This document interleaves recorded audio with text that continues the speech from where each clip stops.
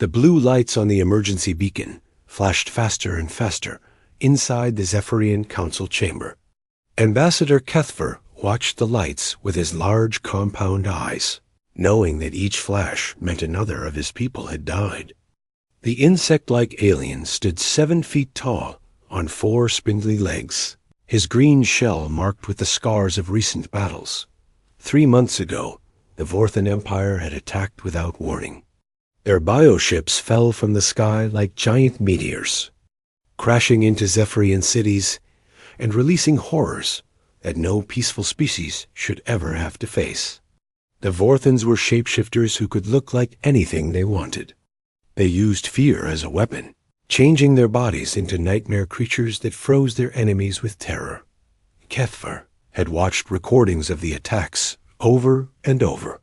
He had seen Vorthan soldiers grow extra arms during battle, sprout claws that could cut through steel and transform their faces into something that made even brave warriors run away screaming. The Zephyrians had tried to fight back with their energy weapons, but the Vorthans adapted too quickly. Their living flesh learned to resist the energy beams after just a few hits. Now 7 star systems had fallen to the Vorthan war machine. Billions of Zephyrians were dead, enslaved, or missing. The survivors huddled in refugee camps on the few worlds that still remained free. The Zephyrian military, trained for peacekeeping rather than war, could not stop the invasion. The beacon finished its startup sequence and began transmitting across the galaxy. The message would take hours to reach Earth, but Kethver knew it was their only hope. The Galactic Council had already voted to stay neutral, afraid that helping the Zephyrians would make them the next target. Only one species had the power to stop the Vorthans, and that species was humanity. On Earth, deep beneath the Pentagon, Admiral Patricia Kane was reviewing supply reports when the priority alert came through. The 60-year-old woman had gray hair and tired eyes, but her back was still straight, and her voice still carried the authority of someone who had never backed down from a fight. She had been in charge of human space defense for 20 years, and in that time she had seen humanity grow from a single world, species to masters of 50 star systems. The holographic display in front of her showed the incoming message from Zephyrian space. Kane pressed a button and called for an emergency meeting.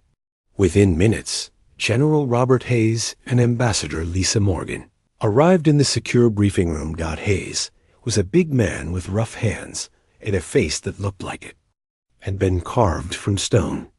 He had started his career as a ground soldier and worked his way up through every rank in the military.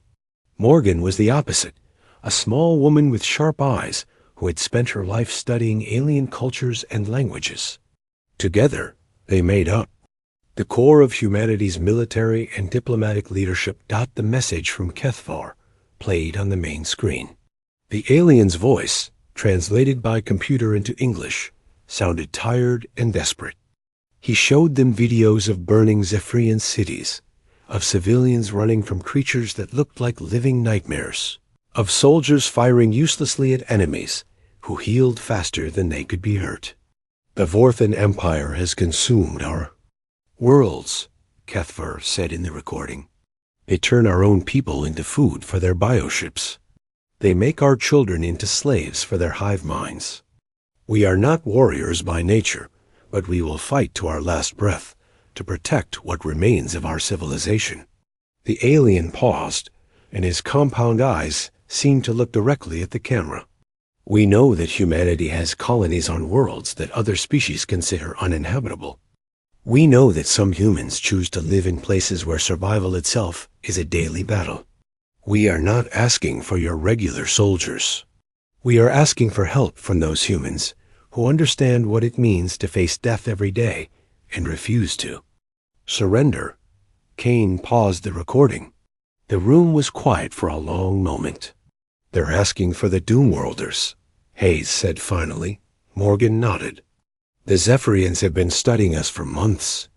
They've seen our military files, our colony, reports, everything we've shared with the Galactic Council. They know about the Doomworlds. Kane stood up and walked to the tactical display. It showed a map of human space, with different colored dots marking different types of colonies. The green dots were garden worlds, perfect for human life. The yellow dots were industrial worlds, harsh but manageable. The red dots were the Doom worlds, planets where only the strongest and most stubborn humans could survive. Ragnarok 7, Kane said, pointing to one of the red dots. Permanent hurricane seasons and lightning storms that can kill a man from a mile away. The colonists there live in underground cities and only come to the surface to hunt the apex. Predators. She moved her finger to another red dot. Hellscape Prime. Surface temperature never drops below 200 degrees. The air is so hot, it can burn your lungs if you breathe it without protection. The people there work in the volcanic mines, digging for rare metals that no robot can handle. Her finger found a third red dot. New Sparta. The magnetic field is so strong that most technology stops working. Metallic storms, they can strip flesh from bone. The colonists there fight with primitive weapons and live in caves carved from the mountains. Hayes leaned back in his chair. The Zephyrians did their homework. They know that humans from the Doomworlds aren't like regular soldiers. They're not even like our colonial marines. What are they like? Morgan asked. Kane thought about the reports she had read, the videos she had seen of Doomworlder training exercises. They're humans who were born in hell and decided to make it their home. They don't just survive in impossible conditions. They thrive in them. They see challenges that would break other species and treat them like dames. The recording of Kethvor continued playing. We offer humanity full membership in the Galactic Council if you will help us. We offer trade agreements, technology sharing, and military alliance. All we ask is that you send us your strongest warriors, the ones who know how to fight when hope itself is dead. Hayes looked at the tactical display showing Vorthan fleet movements. They're not wrong about the threat. If the Vorthans finish conquering Zephyrian space, they'll have the resources to attack anyone they want. We could be next. Morgan was reading diplomatic reports on her tablet. The other species are scared. The Altarians have already started moving their fleets away from Vorthan space. The Centauri Alliance is talking about building defensive barriers around their core worlds. Nobody wants to fight the Vorthans directly. Kane made her decision. Send the authorization codes to the Doom World governors. Tell them we need volunteers for a classified mission. Full combat pay, full military honors, and a promise that their families will be taken care of if they don't come back. How many? Hayes asked. As many as will come. The Zephyrians asked for our strongest, so we'll give them our strongest. Signal. The fleet to prepare transport ships. We're going to show the galaxy what happens when you threaten humanity's allies. As the meeting broke up, Kane stayed behind to watch the tactical display. The Vorthan Empire controlled thousands of bioships and had conquered dozens of worlds. They were shapeshifters who could adapt to any weapon, regenerate from any wound, and spread fear like a plague. But they had never faced humans from the Doomworlds. They had never encountered people who had been born in conditions that would kill most galactic species in minutes. They had never fought against humans who looked at impossible odds and smiled. The Vorthans were about to learn that in a galaxy full of dangerous species, humanity had created something special on their harshest worlds. They had created people who didn't just survive in hell, but who could bring hell to their enemies. The emergency beacon continued flashing in the Zephyrian council chamber, but now it carried a different message. Help was coming, and it was coming from the most dangerous worlds that humanity had ever settled. The transport ship Valkyrie left Earth's orbit 3 days after Admiral Kane sent the authorization codes. Inside its cargo bays, 300 of the most dangerous humans in the galaxy sat in silence, each one thinking about the war. They were flying toward. These were not regular soldiers or even colonial marines. These were Doomworlders, and they had volunteered for a mission that would probably kill them all. Captain Jake Morrison sat in the front section with his Storm Riders from Ragnarok 7. At 35 years old, he looked older than his age, because of the scars that covered his face and hands. The biggest scar ran from his left ear to his chin, a gift from a razor wind that had caught him during a hunting expedition. His dark hair was cut short, and his blue eyes had the look of someone who had seen too much death. Morrison's men and women were easy to spot among the other passengers. They all had the same lean build and quick movements that came from living on a world where standing still too long could get you killed. Their clothes were made from the hide of storm beasts, creatures that could survive hurricane-force winds and lightning strikes. Their weapons were simple but deadly, designed to work in conditions that would destroy more advanced technology. "First time off-world for most of us," said Sergeant Kelly Barnes, a woman with red hair and arms covered in lightning scar tattoos. "Never thought I'd be fighting aliens instead of storm wolves." Morrison smiled grimly.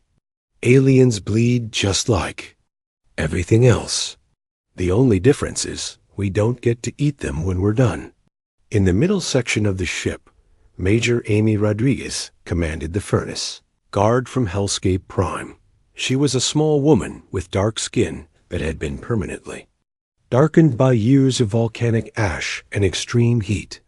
Her hands were covered in burn scars, and 3 fingers on her left hand were missing, lost to molten rock during a rescue mission that had saved 12 miners.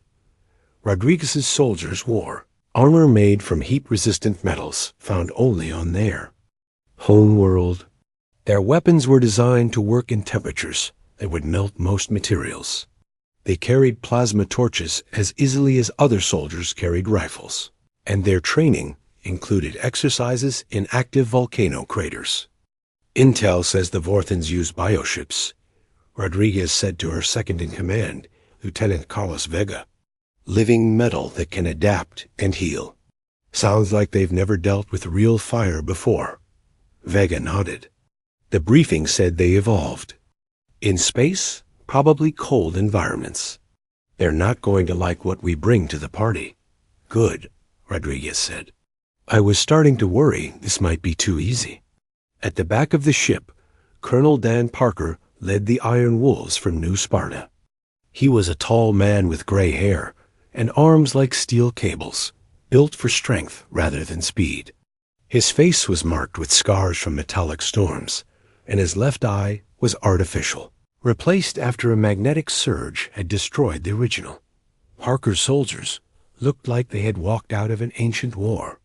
They carried weapons made from their homeworld's unique metals, materials that could cut through almost anything, but required incredible strength to use properly. Their armor was simple but effective, designed to protect against magnetic fields and metallic debris rather than energy weapons. "The Zephyrians asked for us specifically," Parker told his men during the briefing. "They could have asked for regular troops, but they wanted Doomworlders.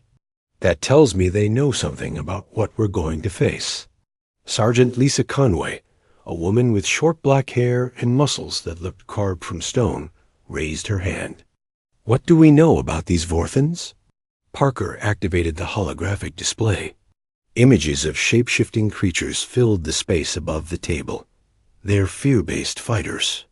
They change their shape to look like whatever scares their enemies most. They heal fast, adapt to weapons quickly, and use psychological warfare as much as physical force. The Iron Wolves looked at the images with interest rather than fear. Conway laughed. "They think they can scare us by looking like monsters? They've never been to New Sparta during storm season." "That's exactly what I'm thinking," Parker agreed. "These aliens have been conquering species that see a scary shape and run away. They've never fought people who are raised by scary shapes." As the Valkyrie traveled through hyperspace toward Zephyrian territory, the 3 commanders met in The ship's small briefing room. The walls were covered with intelligence reports about the Vorthan Empire, but the information was limited. Most of the data came from survivors who had been too traumatized to give clear accounts. What we know for sure, Morrison said, reading from a tablet, is that they use living ships that can repair themselves. Their ground forces are shapeshifters who can look like anything. They use fear as a weapon, and they've never lost a battle. Rodriguez leaned back in her chair. The part about fear is interesting. Fear only works if you're afraid of something. What exactly are we supposed to be afraid of? Parker pulled up a video file. This is security footage from the first attack on a Zephyrian colony. Watch how the defenders react when they see the Vorthans. The video showed Zephyrian soldiers firing at approaching enemies. When the Vorthans shapeshifted into larger, more frightening forms, the Zephyrians stopped fighting and started running. The alien soldiers literally threw down their weapons and fled in terror. That's their mistake, Morrison said. They're used to fighting people who have comfortable lives, people who've never had to face real monsters. They don't know what to do against people who see monsters every day. Rodriguez nodded. On Hellscape Prime, we've got lava serpents that are 50 feet long and breathe poison gas. We've got ash demons that can phase through solid rock. We hunt them for sport. New Sparta has metal wolves that can become invisible and storm dragons that control lightning, Parker added. The colonists there don't run from monsters. They turn them into trophies. Morrison looked at his fellow commanders. So we're all in agreement. The Vorthans are going to try to scare us with shape-shifting and fear tactics.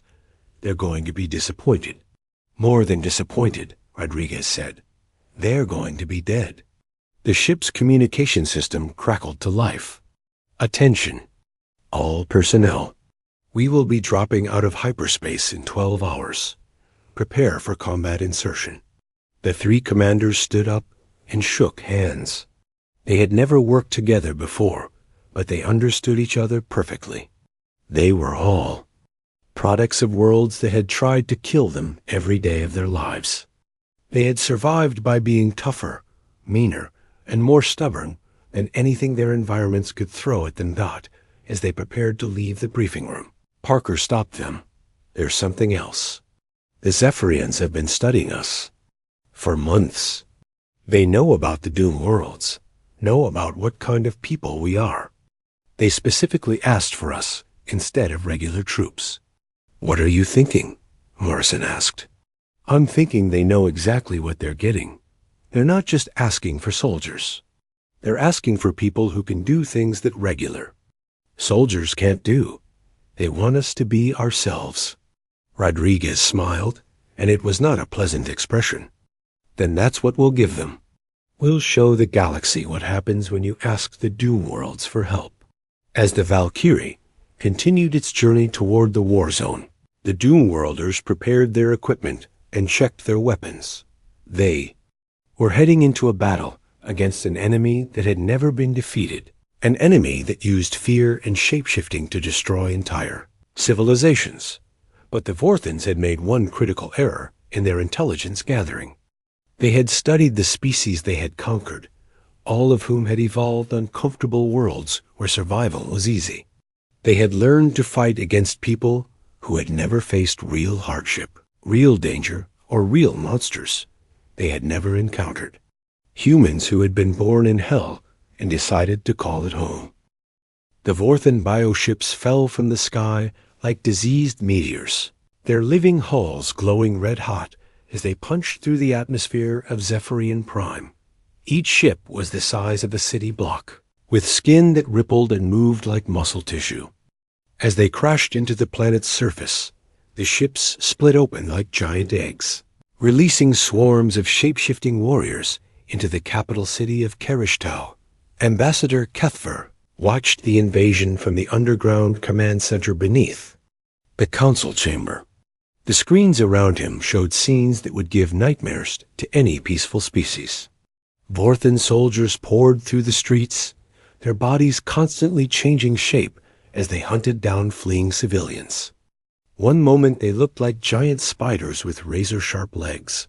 The next they became serpents with acid-dripping fangs, then flying creatures with claws that could tear through metal. The Zephyrian defense forces tried to fight back, but their weapons were designed for peacekeeping, not war.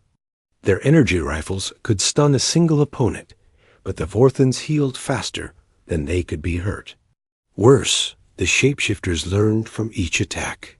After being hit by energy weapons a few times, their skin began to absorb the beams harmlessly. "Sir," said Lieutenant Vextar, Kethver Ezaid, "our forces are falling back to the inner city. We've lost contact with the outer districts." Kethver nodded grimly. "How long until the humans arrive?" "Their transport ship should be here within the hour." On the screens, a Vorthan biotank rolled through the main square, its living cannon spitting globs of acid that dissolved everything they touched. The creature was the size of a building, with dozens of eyes covering its surface and tentacles that grabbed fleeing Zephyrians. Kethver had seen footage of these monsters before, but seeing one in person was different. It radiated an aura of wrongness that made his compound eyes water-dot high above the planet. The transport ship Valkyrie dropped out of hyperspace. Captain Jake Morrison stood in the cargo bay with his storm riders, watching the tactical display. As it showed the chaos below, the Vorthan invasion was proceeding exactly as their intelligence had predicted. Fear-based attacks, shape-shifting horrors, and bioweapons that turned the environment itself into a weapon. "Remember," Morrison told his soldiers, "these things want to scare us. They think if they look scary enough, we'll run away like the other species they've fought. Show them what people from Ragnarok 7 think about scary." The insertion pods launched from the Valkyrie like bullets, punching through the atmosphere at incredible speed. Each pod carried 5 Doomworlders and was designed to survive impacts that would destroy regular landing craft. As they fell toward the planet, someone in Morrison's pod started playing music over the communication system. The heavy drums and screaming guitars of ancient Earth. War songs filled the audio channels. The first pod slammed into the center of Karishtal with the force of a small meteor. The impact crater was still smoking when the hatch blew open and Morrison stepped out. Around him, his storm riders emerged from their own pods, moving with the quick, predatory grace of people who had spent their lives hunting dangerous prey. The Vorthans in the area stopped what they were doing and turned to face the new arrivals. These aliens had never seen humans before, and they quickly began to shapeshift into forms designed to maximize terror. The creatures grew larger, sprouting extra arms and legs, developing claws and fangs and spines. Their skin turned black and began to drip with what looked like blood. Morrison looked at the nearest Vorthan, a creature that had transformed itself into a 12-foot-tall monster with the head of a dragon and arms that ended in sword-like claws. The alien opened its mouth and let out a roar that was designed to freeze blood with fear.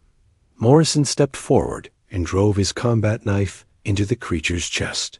As the Vorthan's eyes widened in shock, Morrison spoke words that would become legend among the Zephyrians. "You're not scary. You're just big." The alien's blood sprayed across Morrison's face as he twisted the blade. The Vorthan staggered backward, its shape-shifting abilities failing as it tried to process what had just happened. For the first time in its species' history, a Vorthan was experiencing genuine fear. Around the square, the other storm riders were engaging the enemy with the same casual efficiency they used to hunt storm wolves back home. Sergeant Kelly Barnes put 3 explosive rounds into a shapeshifter that was trying to look like a giant scorpion. "These things are softer than I expected," she commented over the radio. A few miles away, Major Amy Rodriguez's furnace guard hit the industrial district where Vorthan biotanks were converting captured infrastructure into breeding pits. Aliens had never encountered humans who could function in extreme heat, and their living vehicles began to malfunction as Rodriguez's soldiers approached. The furnace guard moved through the burning district like they were taking a casual walk. Their heat-resistant armor let them operate in temperatures that would have cooked most galactic species alive. When a biotank tried to spray them with superheated acid, Rodriguez just laughed. "Temperature's about right," she said, walking directly through a stream of molten metal. "Feels like a cool day back home." Her soldiers carried weapons that used controlled plasma bursts, technology that had been developed to work in the volcanic environment of hellscape crime. The Vorthans had never faced weapons that operated at such extreme temperatures, and their bioarmor began to break down under the assault. Lieutenant Carlos Vega cornered a group of shapeshifters in a factory building. The aliens tried to intimidate him by transforming into creatures covered in flames and spewing lava from their mouths. Vega looked unimpressed. "You call that fire?" he asked, igniting his plasma torch. "This is fire." The weapon burned at temperatures that exceeded anything the Vorthans could produce naturally. The shapeshifters tried to adapt, but their living flesh couldn't evolve fast enough to survive the heat. They died screaming, their bodies unable to maintain coherent shapes in the face of such extreme thermal assault. On the far side of the city, Colonel Dan Parker's Iron Wolves had the hardest job. They were fighting their way through the streets toward the main Vorthan command ship, a massive bio-vessel that had landed in the government district. The ship was surrounded by the enemy's elite warriors, shapeshifters who had been specifically bred for combat.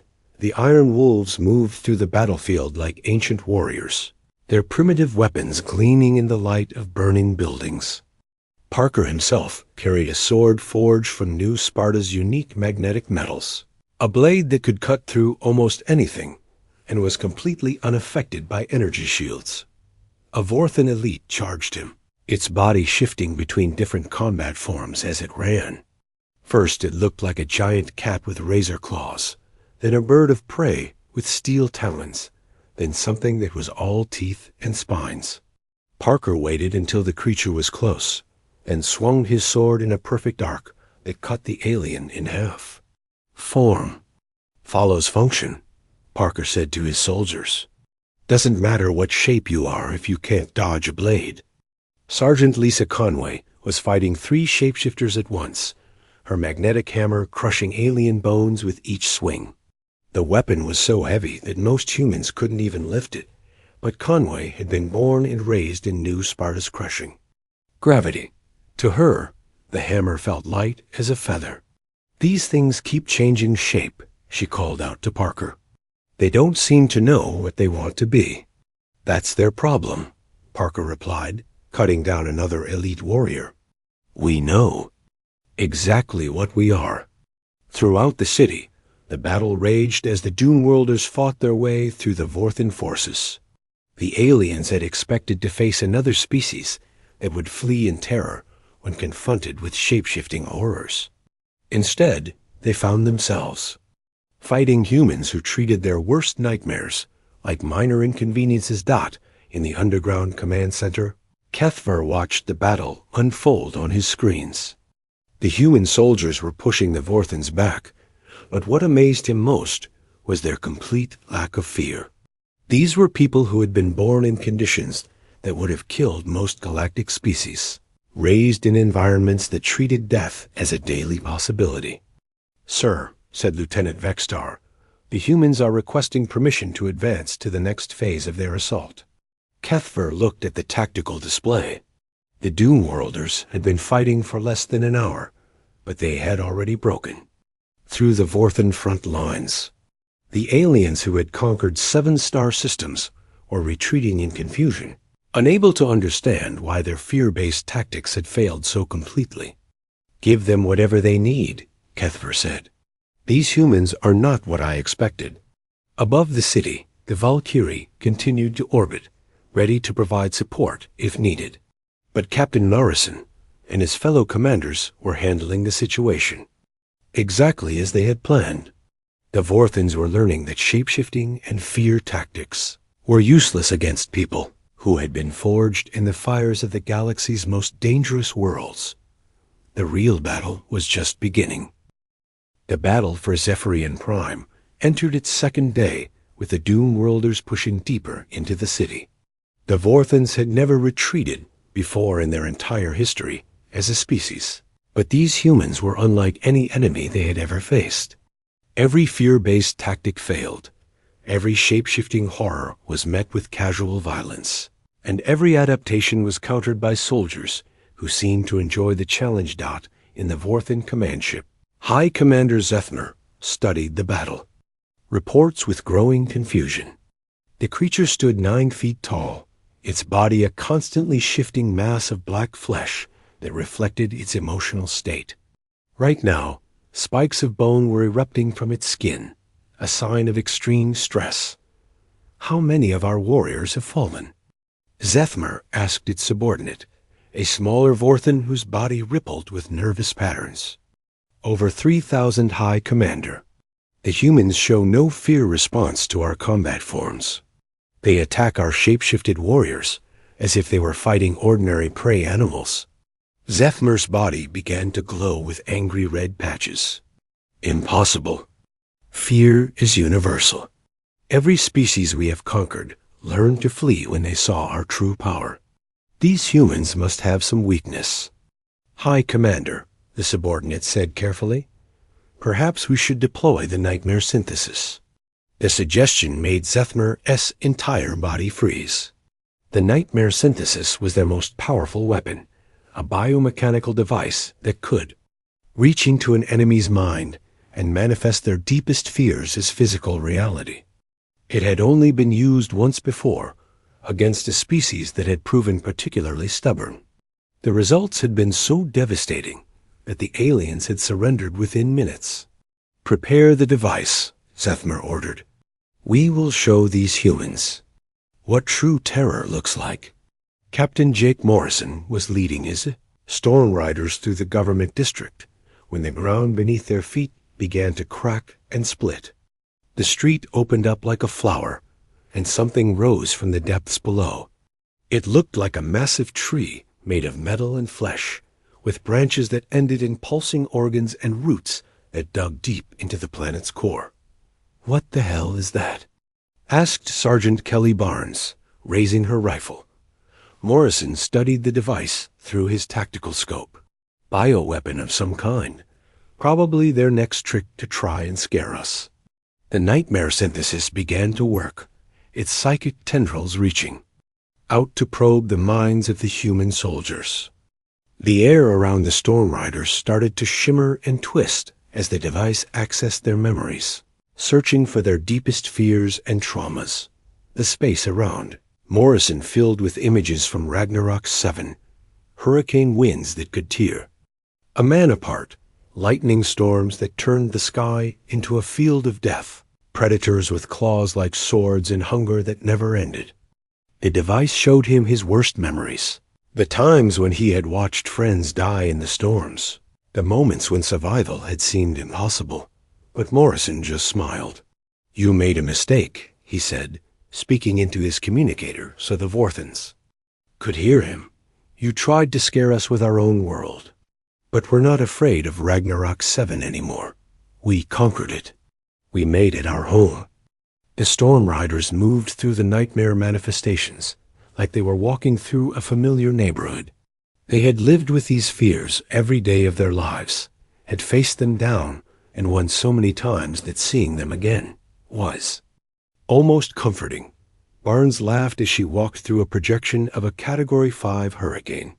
Feels like home, she said, firing her weapon at a group of confused Vorthans. Could use some of that acid rain, though. This armor's getting dusty. 3 miles away, Major Amy Rodriguez and her furnace guard were dealing with their own nightmare. Manifestations.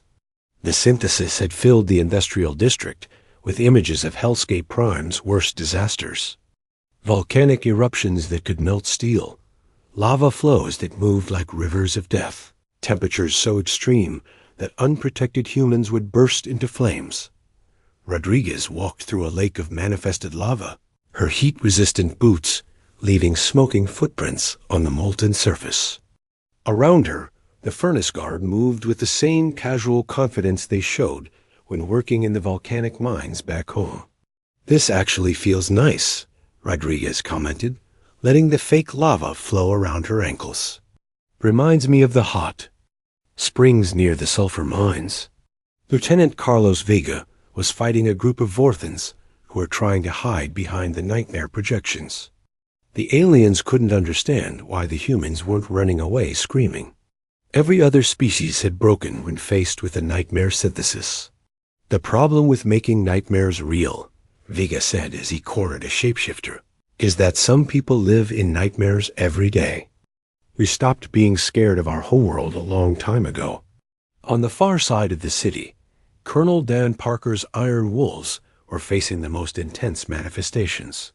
New Sparta's magnetic storms filled the air around them, phantom metal debris, flying in patterns that could shred unprotected flesh. The device showed them the crushing gravity, the deadly atmosphere, the constant threat of technological failure that made their world so dangerous. Parker drew his magnetic sword and walked straight through a projection of a metallic tornado.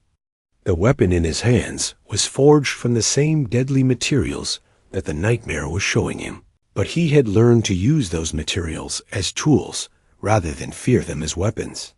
"You don't understand," Parker told the Vorthans who were watching in growing panic. "These aren't our nightmares. These are the things that made us strong." Sergeant Lisa Conway was fighting 3 elite Vorthans at once, her hammer crushing alien weapons with each swing. The shapeshifters kept trying to transform into forms that matched the nightmare projections around them, but Conway had been born in those conditions. She knew how to fight in magnetic storms, knew how to use the deadly environment as an advantage rather than a hindrance. "The funny thing about living in hell," Conway said, smashing a Vorthan's weapon into pieces, "is that you learn to like the heat." The most disturbing development for the Vorthans was that the nightmare synthesis was working both ways. As the device probed human minds, it was also exposing the aliens to human memories and experiences. For the first time in their species' history, the Vorthans were seeing what real survival looked like. They saw worlds where the environment itself was actively trying to kill every living thing. They saw humans who had been raised in conditions that would have wiped out the Vorthan species in a single generation. They saw people who didn't just survive in impossible conditions, but who had learned to thrive in them, to use them as training grounds for becoming something stronger. Hi, Commander Zeethmer felt something it had never experienced before as the human memories flooded through the psychic link. The Vorthans were apex predators, shapeshifters who had evolved to be the perfect hunters. But these humans came from worlds that had tried to kill them every day since birth, and they had not just survived, but had become the hunters themselves. "Shut down the device," Zeethmer ordered, its voice shaking with an emotion it couldn't identify. "Hi, Commander?" the subordinate asked in confusion. "Shut it down now," Zeethmer screamed. "These humans, they're not afraid because they've already faced worse than anything we could imagine. They're not running because they've learned to hunt things that are scarier than us." The nightmare synthesis powered down, but the damage was already done. Throughout the Vorthan forces, the aliens who had been exposed to human memories were experiencing something unprecedented in their species' history. They were learning what it felt like to be prey. Back in the government district, Morrison watched the biomechanical device sink back into the ground.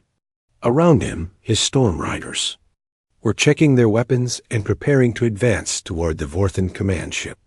"That's it?" Barnes asked. "That's their secret weapon? Showing us pictures of home?" Morrison nodded. "They still don't understand what they're dealing with. They think survival is about avoiding death.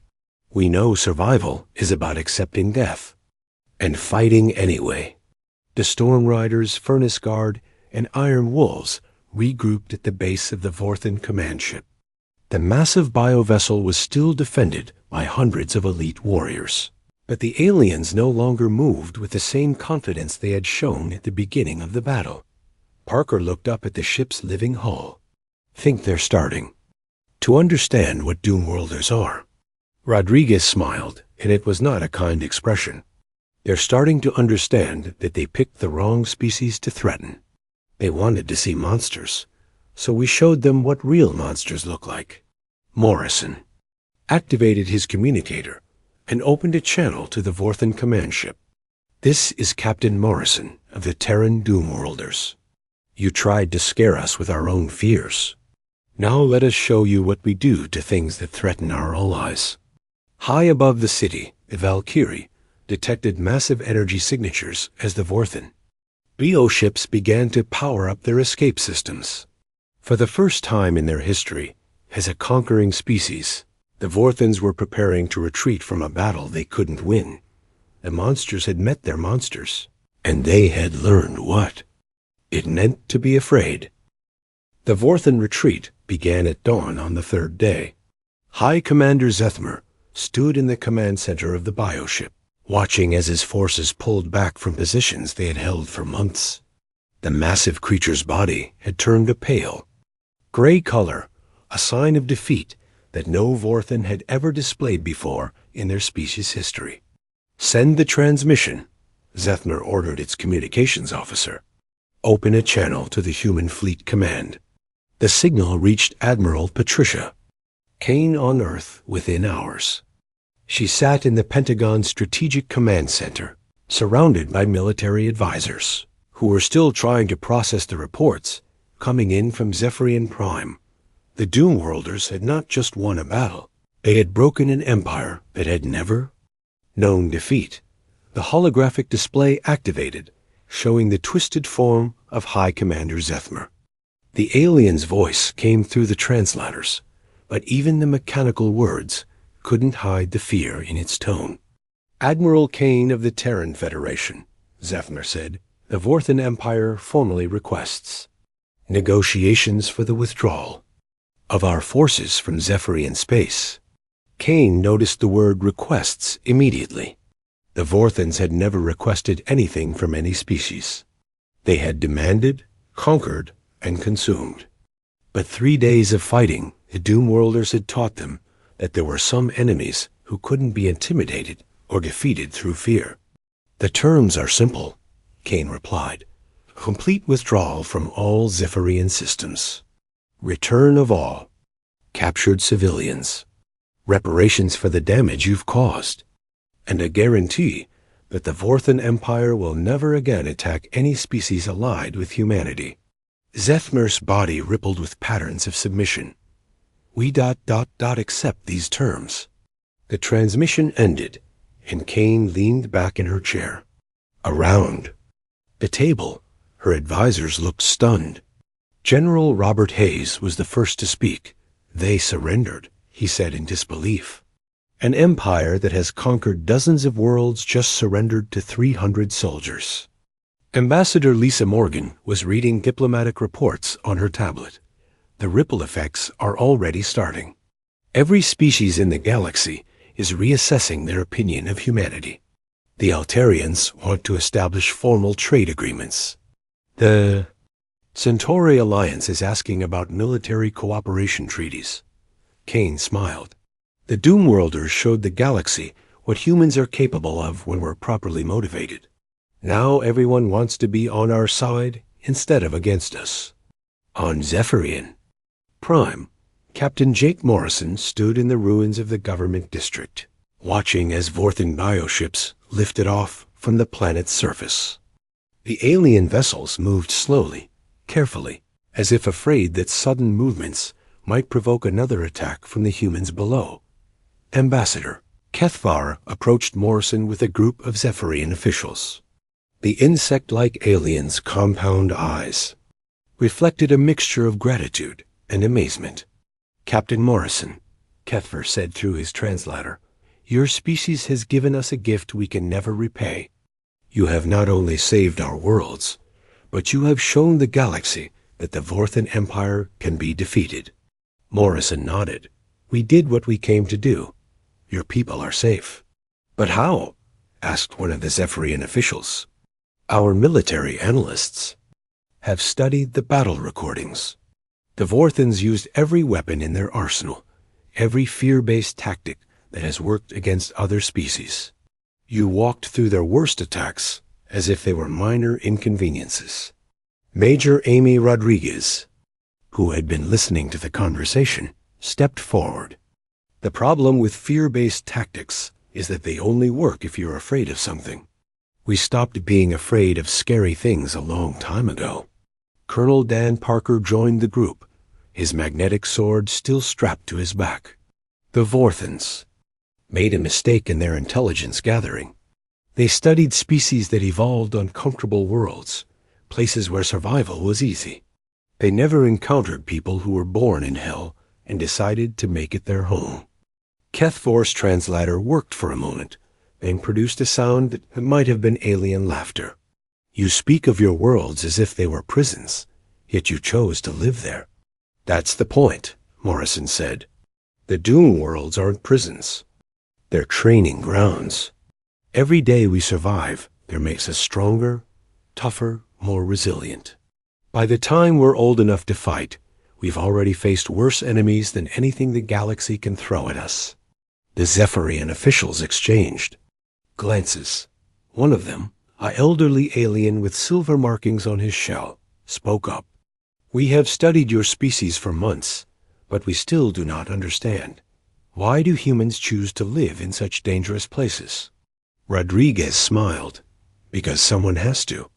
Because there are resources there that the galaxy needs.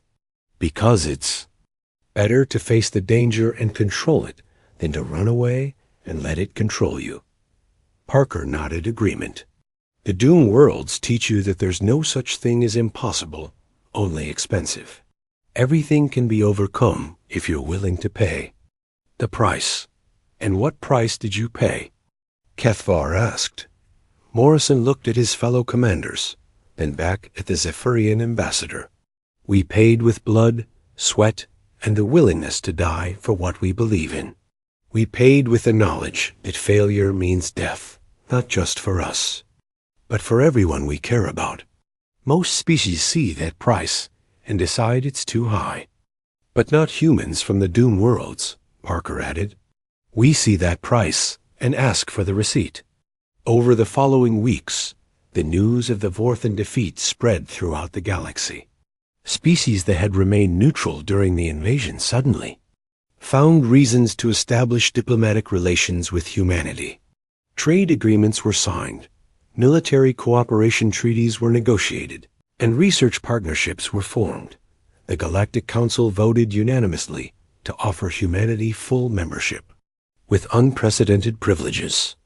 Ambassador Morgan found herself overwhelmed with requests for meetings, as dozens of species wanted to ensure they were on good terms with the people who had tamed the Doom worlds.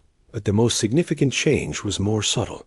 Throughout the galaxy, military strategists began to revise their threat assessments of humanity.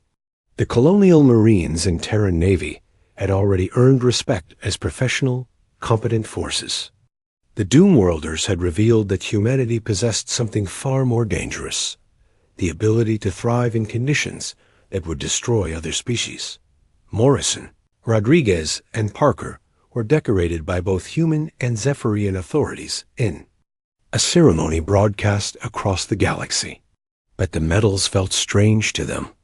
They had simply done what they had always done, survived, fought, and refused to yield to any force, natural or artificial. Do you think this will change anything? Rodriguez asked during the journey home aboard the Valkyrie. It already has, Morrison replied, looking at intelligence reports on his tablet. Half the aggressive species in this sector have pulled back their expansion fleets. The other half are asking about non-aggression pacts with humanity. Parker was cleaning his sword with practiced motions. The galaxy learned something important. They learned that humans don't just survive in impossible conditions. We get stronger because of them. As the transport ship approached Earth, the 3 commanders prepared for a hero's welcome. But they all knew that the real heroes were the worlds that had made them. Ragnarok 7, with its endless storms and deadly predators. Hellscape Prime, with its volcanic fury and killing heat. New Sparta, with its crushing gravity and metallic storms. These were the worlds that had taken ordinary humans and forged them into something that could walk through hell and emerge stronger on the other side. These were the places that had created people who looked at impossible odds and smiled.